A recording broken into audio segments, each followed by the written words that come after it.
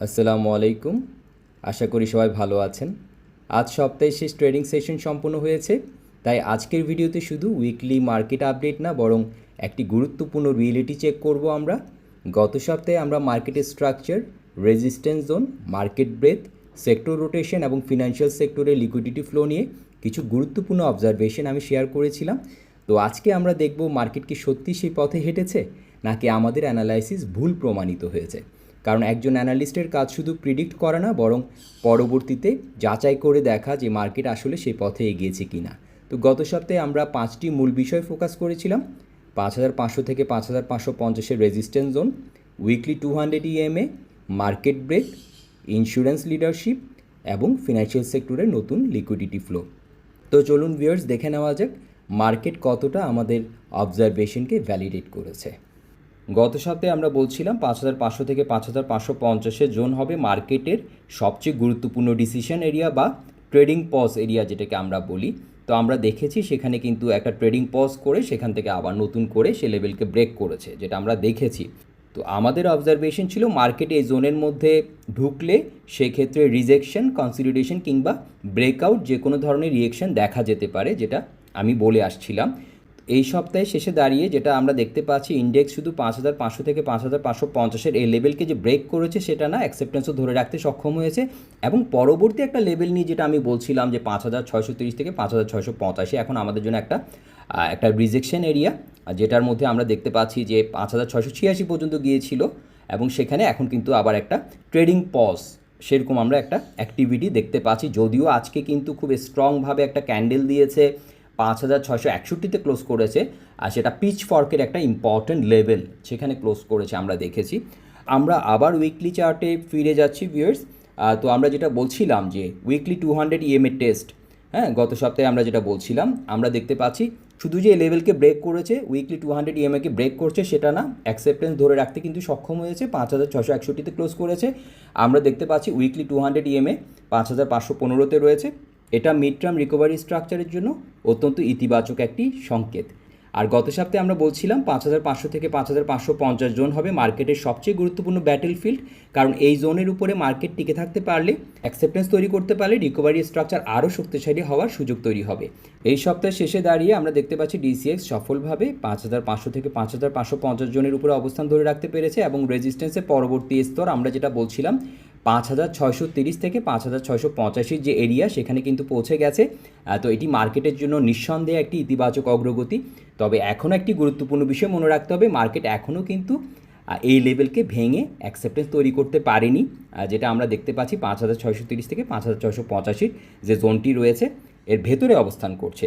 তো এখন আগামী সপ্তাহে মার্কেটের সবচেয়ে গুরুত্বপূর্ণ পরীক্ষা হবে ইন্ডেক্স কি 5685-এর উপর অ্যাকসেপ্টেন্স তৈরি করতে পারছে কিনা সেটা দেখা, নাকি রেজিস্ট্যান্স এরিয়া থেকে প্রফিট টেকিং এবং কনসলিডেশন দেখা যাচ্ছে। সো এটা আমাদেরকে দেখতে হবে এটাকে ভেঙে অ্যাকসেপ্টেন্স তৈরি করতে পারছি কিনা। সুতরাং এই মুহূর্তে আমরা ব্রেকআউট কনফার্মেশন হয়েছে সেটা কিন্তু আমরা বলছি না, বরং বলছি মার্কেট এখন একটা ক্রিটিক্যাল রেজিস্ট্যান্স জোন বা এরিয়াতে দাঁড়িয়ে আছে এবং পরবর্তী ডিরেকশন নির্ধারণের প্রস্তুতি নিচ্ছে।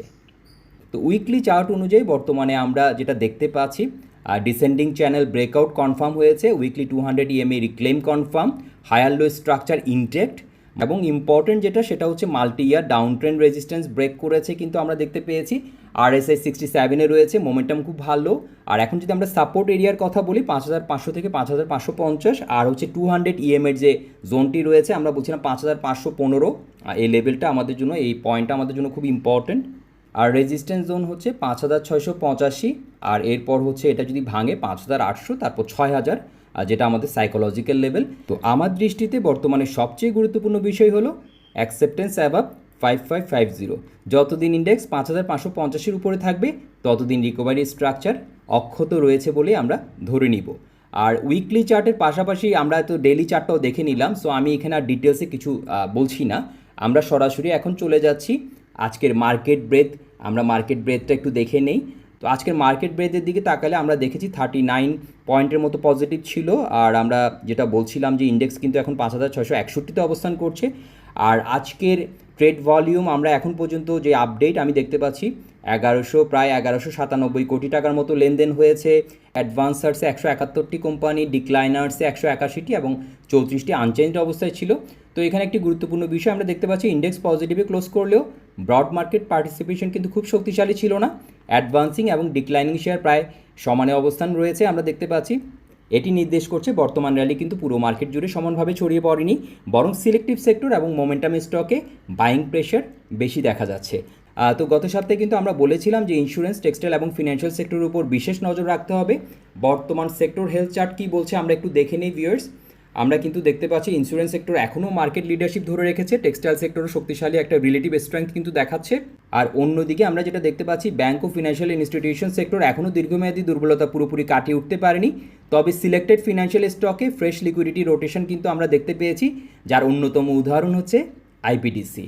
এখানে আরেকটি গুরুত্বপূর্ণ অবজারভেশন হচ্ছে, আমরা যদি DS30 এবং DSCX-এর তুলনামূলক চিত্রটি দেখি, আমরা দেখতে পাচ্ছি ইনস্টিটিউশনাল মানি কিন্তু ধীরে ধীরে লার্জ ক্যাপ সেগমেন্টের দিকে ঝুঁকছে। সাধারণত সাস্টেনেবল রিকভারি ফেজের প্রাথমিক পর্যায়ে এই ধরনের বিহেভিয়ার কিন্তু আমরা দেখতে পাই। তো এটি মার্কেটের জন্য একটি কনস্ট্রাকটিভ সিগন্যাল। এখন চলুন গত সপ্তাহের আলোচিত ভলিউম লিডার্সের দিকে নজর দেই এবং দেখি মার্কেট কতটা আমাদের অবজারভেশন ভ্যালিডেট করেছে। আমরা দেখতে পাচ্ছি উইকলি ভলিউম লিডার বোর্ডে NCC bank, IPDC, BD Thai, ETL, support. তো পুরো সপ্তাহ জুড়ে বিভিন্ন সেক্টরের স্টকগুলো কিন্তু ইনভেস্টরদের আগ্রহের কেন্দ্রবিন্দুতে ছিল। তো আমরা এগুলো টেকনিক্যাল স্ট্রাকচার এবং অ্যানালাইসিসটা একটু দেখে নিই। তো প্রথম যে স্টকটা নিয়ে কথা বলবো সেটা হচ্ছে আইপিডিসি।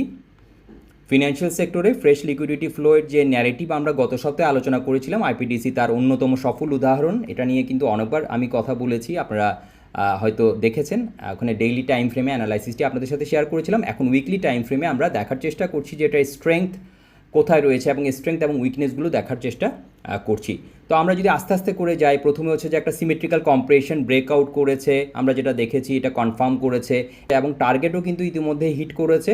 এখন কিন্তু আমরা দেখতে পাচ্ছি 200 উইকলি এর উপরে অবস্থান করছে, 2960-তে উইকলি ক্লোজ। আর এখন একটা ইম্পর্টেন্ট লেভেল যেটা দেখতে পাচ্ছি 30-র কাছাকাছি কিন্তু একটা রিজেকশন আমরা দেখতে পাচ্ছি। তো এখন দেখার বিষয় আগামী সপ্তাহে 30-এর উপর ধরে রাখতে পারছি কিনা। যদি ধরে রাখতে পারে তাহলে 32.5 থেকে 33-20 লেভেলটা ইম্পর্টেন্ট হতে পারে। তো এখন যদি ক্যান্ডেলের দিকে যাই, ক্যান্ডেল হিসাবে কিন্তু আমরা একটা ব্রেকআওয়ে গ্যাপ দেখতে পাচ্ছি উইকলি টাইম ফ্রেমে। তো এখানে কিন্তু এখন রানিং গ্যাপ হওয়াটা বাকি আছে। এখন দেখার বিষয় যে 30-এর উপর সাস্টেন করছি কিনা। তো আমরা কিন্তু জানি যে একটা স্ট্রং লেভেল যখন ব্রেক করে সেখান থেকে পুলব্যাক হতে আমরা দেখি। সো সেই হিসাবে যদি বলি এবং 200 EMA এখন যে অবস্থান সে সব কিছু মিলিয়ে যদি বলি 26.5 থেকে 28.5 কিন্তু একটা এখানে আমরা একটা ইমিডিয়েট সাপোর্ট হিসেবে এই লেভেলটাকে দেখছি। আর যেহেতু এই কথাটা বলার উদ্দেশ্য হচ্ছে 30-এর কাছাকাছি যেহেতু রিজেকশন রয়েছে সে কারণে বলছি। এখন যদি ক্যান্ডেল বিচারে যাই, স্ট্রংলি বুলিশ দেখতে পাচ্ছি, একটা ব্রেকআওয়ে গ্যাপ, এরপর একটা রানিং গ্যাপ হতে পারে। তো যেটা বলছিলাম যে এখন যদি আগামী সপ্তাহে 30-এর উপর ধরে রাখতে পারে সেক্ষেত্রে 32.5 থেকে 33.5 লেভেলটা ইম্পর্টেন্ট হতে পারে। তো এখন দেখার বিষয় যে স্ট্রেংথটা দেখাতে পারছি কিনা, 30-এর উপর ধরে রাখতে পারছি কিনা। এরপরে যে স্টকটা নিয়ে কথা বলবো সেটা হচ্ছে সাপোর্ট। সামিট অ্যালায়েন্স পোর্ট সাপোর্টে আমরা যেটা দেখতে পাচ্ছি উইকলি চার্টে একটা রিজেকশন আমরা ফেস করতে দেখতে পাচ্ছি পিচফর্ক থেকে। এটা 60 লেভেল থেকে রিজেকশন ফেস করেছে, একটা shooting star type candlestick pattern, সম্ভাব্য একটা বেয়ারিশ ডাইভারজেন্সের ইঙ্গিত রয়েছে। প্রাইস ক্লোজ করেছে 57.40-এ। সো এটা আমরা 60 লেভেল থেকে রিজেকশন আমরা দেখতে পাচ্ছি, গিয়েছিল কিন্তু 64.30। প্রফিট টেকিং কিন্তু আমরা যদি ভলিউম ধরে বলি প্রফিট টেকিংটা অনেকটা স্পষ্ট দেখা যাচ্ছে।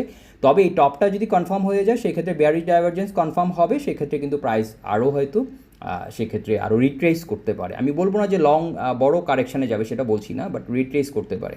আর আরেকটি সম্ভাবনা হচ্ছে একটা ইভিনিং স্টারও হতে পারে। যদি ধরেন 52.5-তে ক্লোজ করলো তাহলে কিন্তু আমরা দেখতে পাচ্ছি আগের যে গ্রিন ক্যান্ডেলটা ছিল সেটা 50% বা এর নিচে যদি ক্লোজ করে সেক্ষেত্রে ইভিনিং স্টার হিসেবে আমরা এটাকে কনসিডার করতে পারি। যদিও গ্রামার ফলো করে না, আমরা জানি যে মার্কেট কিন্তু সবসময় গ্রামার ফলো করে না। সো এই বিষয়টা আমাদের মাথায় রাখতে হবে যে এটা টপটা কি এটা কনফার্ম হয়ে যাচ্ছে কিনা। সেই ক্ষেত্রে আমাদের কিন্তু একটু সজাগ দৃষ্টি রাখতে হবে আমরা যারা হোল্ড করছি। যদিও উইকলি 200 EMA অনেকটা উপরে অবস্থান করছে, অনেকটা স্ট্রংলি বুলিশ সিচুয়েশন রয়েছে। আমি কিন্তু খুব বড় কারেকশানের কথা বলছি না, অনেকে হয়তো এটাকে ভুলভাবে ব্যাখ্যা করতে পারেন, আমি সেটা বলছি না। বাট আমি এটা বলছি যে কোথায় কোথায় ইম্পর্ট্যান্ট লেভেলগুলো রয়েছে। এখন 60 আমাদের জন্য একটা ইম্পর্ট্যান্ট রিজেকশন লেভেল। হ্যাঁ, সো আমাদেরকে দেখতে হবে যে এই লেভেলকে ভেঙে দাঁড়াতে পারছি কিনা আগামী সপ্তাহে। যদি 60-র উপরে অবস্থান এটাকে শক্ত করতে পারে সেক্ষেত্রে হয়তো এরপরে আমাদের জন্য একটা ইম্পর্ট্যান্ট লেভেল হতে পারে 68-এর কাছাকাছি একটা ইম্পর্ট্যান্ট লেভেল হতে পারে। আর আরেকটা হচ্ছে বেয়ারিশ ডাইভারজেন্স। যদি বেয়ারিশ ডাইভারজেন্সটা যদি মানে এই টপটা যদি কনফার্ম হয় সেক্ষেত্রে বেয়ারিশ ডাইভারজেন্স হিসেবে প্রাইসে কিন্তু কারেকশন হতে পারে। তো তো ভিউয়ার্স আমরা উইকলি টাইম ফ্রেমে সাপোর্ট দেখলাম, এখন আমরা এনসিসি ব্যাংকে চলে যাচ্ছি। তো এনসিসি ব্যাংকের উইকলি চার্টে ঢুকেছি ভিউয়ার্স। ফার্স্টে আমরা একটু স্ট্রাকচারটা বোঝার চেষ্টা করি। 1350 থেকে আমরা দেখেছি এর পরের সপ্তাহে কিন্তু 1690 গিয়ে ক্লোজ করেছে, প্রাইস কিন্তু খুব জাম্প করেছে আমরা বলতে পারি। সো আমরা যদি এখান থেকে দেখার চেষ্টা করি, দেখেন এখানে একটা গ্যাপ তৈরি হয়েছে, ফেয়ার ভ্যালু গ্যাপ এফভিজি, সেই অনুযায়ী আমাদের মিড পয়েন্ট থেকে কিন্তু ঘুরে দাঁড়িয়েছে একটা এনগালফিং, এখানে একটা বাই সিগন্যাল ছিল। যদিও আপনারা হয়তো এখন দেখতে পাচ্ছেন যে এখানে আমাদের ফিব এক্সটেনশন রিজেকশন লেভেল হয়তো রয়েছে 1540, বাট আমি এখানে এনগালফিংটাকে কিন্তু গুরুত্ব দিতাম। তো সেই ক্ষেত্রে আমরা দেখতে পাচ্ছি পিচফর্কের একটা ইম্পর্টেন্ট লেভেলের উপরে ক্লোজ করেছে। সো এখানে একটা এন্ট্রির একটা সিগন্যাল ছিল। এখানে যারা এন্ট্রি নিয়েছেন তারা হয়তো 1740 এখানে প্রফিট টেকিং করছেন, কারণ এখান থেকে রিজেকশন আমরা আগেও দেখেছি। তো আমাদের জন্য এখন রিজেকশন লেভেল হচ্ছে 1740। এখন এই সপ্তাহে কী ঘটেছে, এই সপ্তাহে আমরা দেখতে পাচ্ছি প্রফিট টেকিংটা কিন্তু পরিষ্কার বোঝা যাচ্ছে যে এই লেভেলে প্রফিট টেকিং হয়েছে, যেটা আমরা দেখেছি। এখানে কিন্তু হাই গিয়েছিল 1730, 1730 থেকেই কিন্তু এখানে আমরা প্রফিট টেকিং শুরু করেছে, এবং এখন কিন্তু আমরা দেখেছি সপ্তাহে শেষে গিয়ে 1620 ক্লোজ করেছে। তো এখনও কিন্তু আমরা এফবিজি অনুযায়ী এখনও কিন্তু স্ট্রেংথটা দেখতে পাচ্ছি। তো এখন আমাদের ইমিডিয়েট যে রিজেকশন লেভেল 1740, সেটাকে ভেঙে যদি দাঁড়াতে পারে 18 থেকে 18.5 লেভেল পর্যন্ত যেতে পারে, আর এই লেভেলকে ভাঙলে 20-এর লেভেলটা আমাদের জন্য ইম্পর্টেন্ট হতে পারে। তো এগুলো অনেক পরের বিষয়, এখন দেখার বিষয় যে সাপোর্ট কোথায় রয়েছে। 1540 থেকে 1550 লেভেলটা একটা ইম্পর্টেন্ট লেভেল। তবে আমি যেটা বলছিলাম যে গ্যাপটা যদি ধরে রাখতে পারি, 16-র উপর যদি ধরে রাখতে পারি সেক্ষেত্রে হয়তো, এবং 1740কে যদি ভাঙতে পারে সেক্ষেত্রে 18.5 লেভেলটা আমাদের জন্য ইম্পর্টেন্ট হতে পারে, 18 থেকে 18.5 লেভেলটা। তো এরপরে যে স্টকটি নিয়ে কথা বলবো সেটা হচ্ছে ETL, events textile limited. Weekly চার্টে আমরা কিন্তু একটা রাউন্ডিং বটম ফর্মেশন দেখতে পাচ্ছি, একদম টপের কাছাকাছি রয়েছে, নেকলাইনের কাছাকাছি অবস্থান করছে 1320, এবং পিচফর্কের একটা রিজেকশন আমরা দেখতে পাচ্ছি যেটা ছিল 1370-এর কাছাকাছি, সেখান থেকে কিন্তু আমরা দেখেছি ওই লেভেলকে টাচ করে নিচে ক্লোজ করেছে, 1320-এ ক্লোজ করেছে। এবং ভলিউম হিসাবে আমরা কিন্তু দেখতে পাচ্ছি ভলিউম, ক্যান্ডেল সব কিছু মিলিয়ে উইকলি ক্যান্ডেল এখনও স্ট্রংলি বুলিশ আমি বলবো। আরএসআইও কিন্তু খুব ভালো আমাদেরকে দেখাচ্ছে, এখান থেকে কিন্তু আরও মুভমেন্টে যেতে পারে, সামনে বাড়ার সুযোগ রয়েছে। তবে যেটা বলছিলাম 1370 লেভেলের উপর যদি অ্যাকসেপ্টেন্স তৈরি করতে পারে সেই ক্ষেত্রে 15-র কাছাকাছি যাওয়ার একটা সম্ভাবনা রয়েছে। তো দেখা যাক সামনের সপ্তাহে এটা করতে পারছি কি না। তো ভিউয়ার্স, এরপরে যে স্টক নিয়ে কথা বলবো, আজকের আলোচনার শেষ স্টক বিডিথাই অ্যালুমিনিয়াম। আমরা দেখতে পাচ্ছি একটি গ্যাপের মাধ্যমে ওপেন করেছে, উইকলি ওপেনটা একটা গ্যাপের মাধ্যমে হয়েছে, 1750-এ ক্লোজ করেছে, 2080 গিয়েছিল 2220, 2150-এ ফিয়ার ফেস করতে আমরা দেখতে পেয়েছি, যেটা আমাদের আগের একটা লেভেল। আমরা জানি যে হিস্ট্রি রিপিট ইটসেলফ, আমরা দেখেছি সেটার কিন্তু পুনরাবৃত্তি করেছে।